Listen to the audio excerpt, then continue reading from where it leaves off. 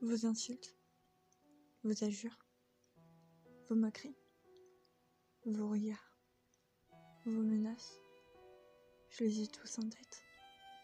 J'en ai oublié aucun. J'ai retenu chaque détail. Toutes ces fois où vous m'avez humilié, craché à la gueule, insulté, bousculé, et j'en passe. Je me rappelle encore. Tous ces matins où je me réveillais la boule au ventre à cause de vous. Cette boule qui continue de s'accroître encore et encore, devenant tellement grosse que j'avais l'impression de porter un poids que vous m'aviez attribué, celui de la honte. Toutes ces journées à me cacher dans les toilettes, à me priver de nourriture à la cantine pour éviter de recevoir vos insultes en pleine tête, qui font aussi mal que si vous me balanciez des milliers d'assiettes. Tous les coups que je recevais à chaque fois que je traversais un couloir, toutes ces menaces lancées comme des marteaux, tout ce que vous me faisiez endurer. Bordel, mais je pourrai jamais oublier. Le soir, quand je rentrais en pleurs, me cachant sous les draps parce que j'avais honte, je me haïssais. Je me haïssais beaucoup plus que vous ne pouviez me haïr. Pourtant, qu'est-ce que votre haine envers moi était forte.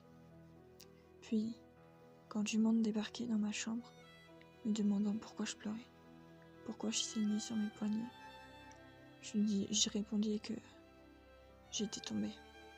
Je mentais pas totalement, parce que j'étais vraiment tombée. Tombée au plus bas, par votre faute.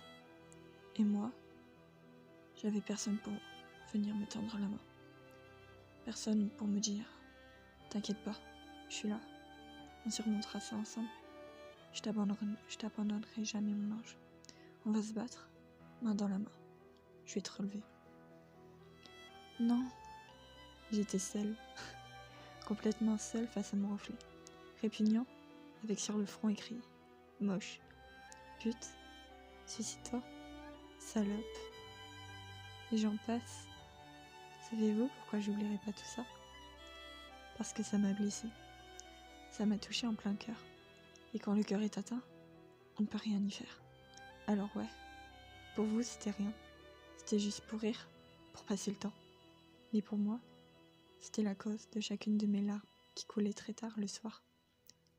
Vous savez, la cause de ma souffrance. Le matin, quand vous vous réveillez, votre première pensée c'était « Qu'est-ce que je vais encore faire de marrant à cette pauvre fille ?» Mais moi, ce que je me demandais, c'était combien de temps j'allais encore réussir à tenir. Tenir face à tout ce que vous me faisiez subir. Et d'ailleurs, pourquoi c'était moi? Vous savez, je me suis toujours posé cette question. Je me suis toujours demandé pourquoi c'est sur moi que c'était tombé. Qu'est-ce que j'avais qui allait pas? Pourquoi c'est pas ces belles filles populaires qu'on humilie, qu'on harcèle? J'ai jamais trouvé la réponse. Mais en tout cas, il y a une chose que j'ai compris. Vous faites ça parce que vous êtes blessé. Vous rabaissez les autres parce que vous avez mal. Et vous essayez de partager votre souffrance en vous disant que vous iriez mieux.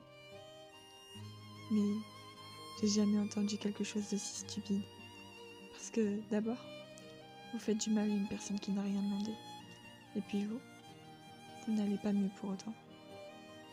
Ah ouais, je peux comprendre que votre point de vue, il a changé. Je peux comprendre que vous êtes blessé et que vous essayez de compenser votre souffrance par la méchanceté. Et je vous pardonne pour ça, sincèrement.